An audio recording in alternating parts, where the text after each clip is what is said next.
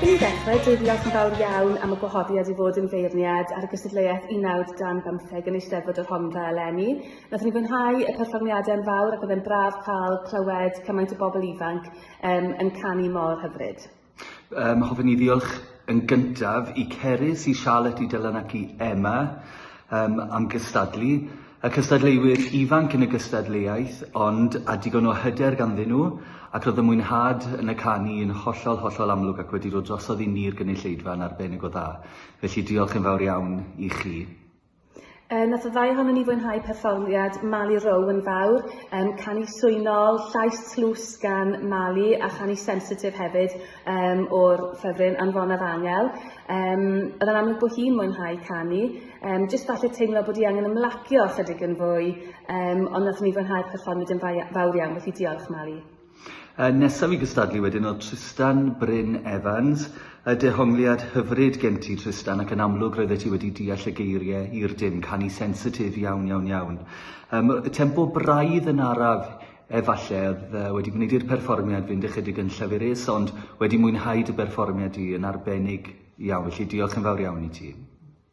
Wedyn gafon ni berfformiad gan Elin Cydwell. Llais clir gan Eli, perfformiad hynod o hyderus, oedd hi'n bwrw'r nodau uchel yn arbennig o dda, ei fedrod hefyd yn amlwg yn y llais.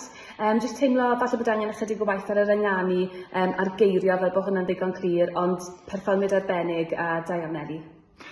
Nesaf yn gystadlu oedd Owen Jack Roberts, wel dyma beth oedd cymeriad. Digon o hwyl a digon o hyder yn y canu.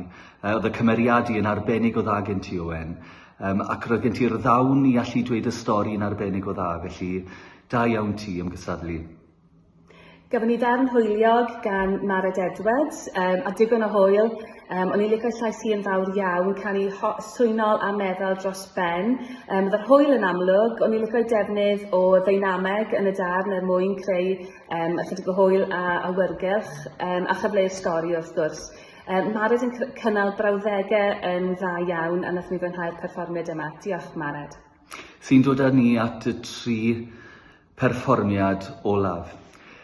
Felly yn y trydydd safle, heddi mae Nia Compton, canu sensitif, y llais hynod tlws gen ti Nia, yn cynnal brawddegau yn arbennig o dda.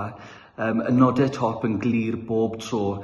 Bydd yn ofalus yn enwedig wrth mynd o'r traw isel i fyny i'r traw ucha, bod y nodau bob tro yn cael eu cyrraedd ac yn cael eu cynnal fyna. Ond ar y cyfan defnydd da o ddeinameg ac roedden ni'n hoffi naturioldeb dy lais di yn arbennig o dda.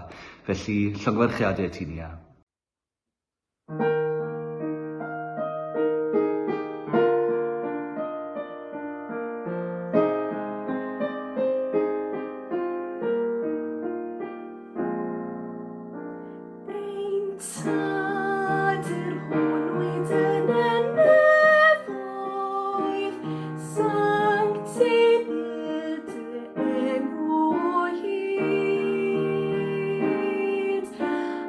Dim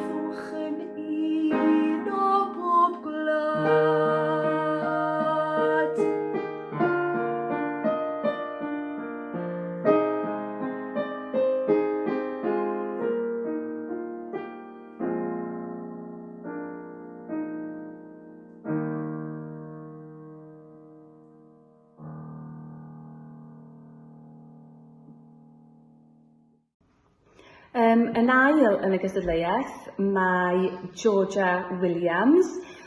Dyma ganu a llais eiddfed dros ben, canu sensitif yn dehongliad darn yn arbennig o dda. Oedd ei llais i'n feddal iawn iawn, a llais bydde fe'n hawdd gwrando arno fe am oriau. Oedd y dehongliad yn bwrpasol ac oedd y stori'n cael ei gyfleu yn glir dros ben. A perfformiad ydych chi ymlacio arno'n llwyr wrth wrando arni. Felly wnaeth ni fwynhau Llywelyn-Williams yn fawr. Da iawn.